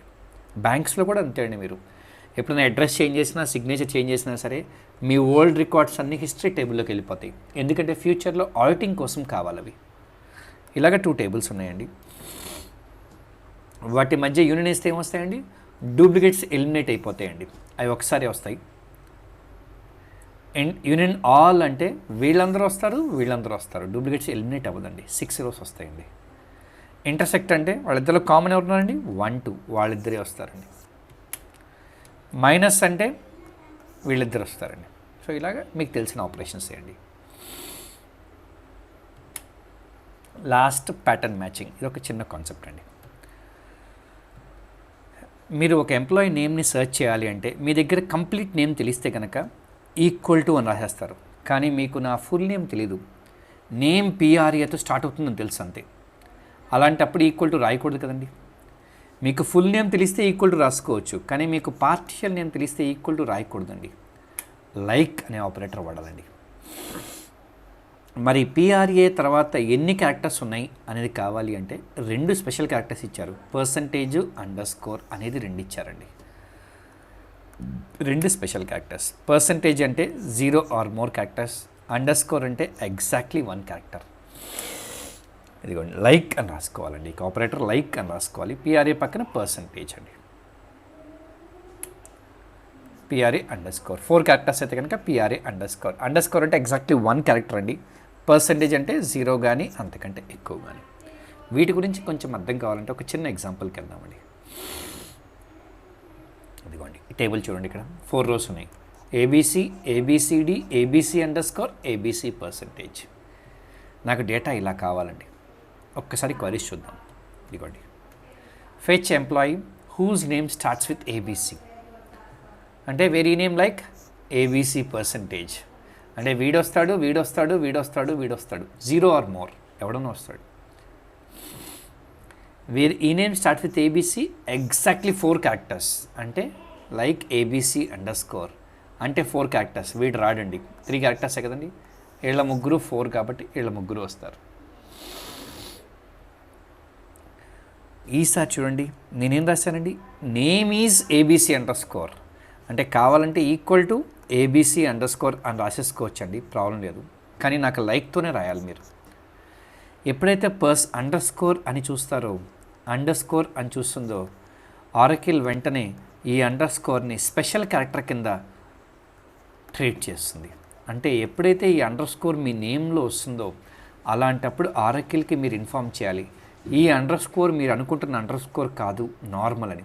అందుకని ఏం చేస్తామంటే దాని ముందు ఏదో క్యారెక్టర్ పెట్టేసి పక్కన ఎస్కేప్ అని ఆ క్యారెక్టర్ రాసేస్తాను. ఎప్పుడైతే ఎస్కేప్ అని క్యారెక్టర్ రాశానో క్యారెక్టర్ కంపారిజన్లో దీన్ని అసలు పట్టించుకోదు, దీని తర్వాత ఉన్న క్యారెక్టర్ని నార్మల్ క్యారెక్టర్ కింద ట్రీట్ చేస్తుందండి. అంటే అండర్స్కోర్కి పర్సంటేజ్కి స్పెషల్ ఇంపార్టెన్స్ ఉంది. ఆ స్పెషల్ ఇంపార్టెన్స్ని మీరు న్యూట్రలైజ్ చేయాలి అంటే కన్సిడర్ చేయొద్దు అని చెప్పాలి అంటే దాని ముందు ఏదో క్యారెక్టర్ రాయండి, మీ ఇష్టం, ఏదో క్యారెక్టర్ రాసి ఆ తర్వాత ఎస్కేప్ అని ఆ క్యారెక్టర్ పెట్టేసేయండి. ఎప్పుడైతే ఎస్కేప్ అని పెడతారో ఆరకిల్ ఏం చేస్తుందంటే ఈ క్యారెక్టర్ని ఎస్కేప్ క్యారెక్టర్ కింద కన్సిడర్ చేసి దాని తర్వాత ఉన్న క్యారెక్టర్ని నార్మల్ క్యారెక్టర్ కింద ట్రీట్ చేస్తుందండి. సో ఇప్పుడు ఏం చేస్తాం, ఇదిగోండి ముందేం పెట్టా స్లాష్ పెట్టాను. సో వెంటనే దీన్ని ఏం చేస్తుందంటే ఏబీసీ స్లాష్ కింద ఎత్తుక్కుంటుందండి. ఎందుకంటే ఈ అండర్స్కోర్ యొక్క స్పెషల్ ఇంపార్టెన్స్ పోయింది. అలాగే ఈసారి కూడా ఇంతే అండి. పర్సంటేజ్ దాని ముందు కూడా ఒక క్యారెక్టర్ పెట్టా, దాన్ని ఎస్కేప్ క్యారెక్టర్ అని పెట్టానండి. సో ఎప్పుడైతే ఎస్కేప్ క్యారెక్టర్ మీరు వాడతారో during character comparison escape character will be ignored. Its purpose is only to nullify the special importance of underscore or percentage. So ఇది మొత్తం ఇక్కడ దాకా కాన్సెప్ట్ అండి. ఇక ఈ 3 కాన్సెప్ట్స్ని నెక్స్ట్ వీడియోలో చూద్దాం. ఓకేనండి. మొత్తం 3 పార్ట్స్ కింద డివైడ్ చేసామండి. ఫస్ట్ పార్ట్ ఇక్కడ దాకా వచ్చిందండి,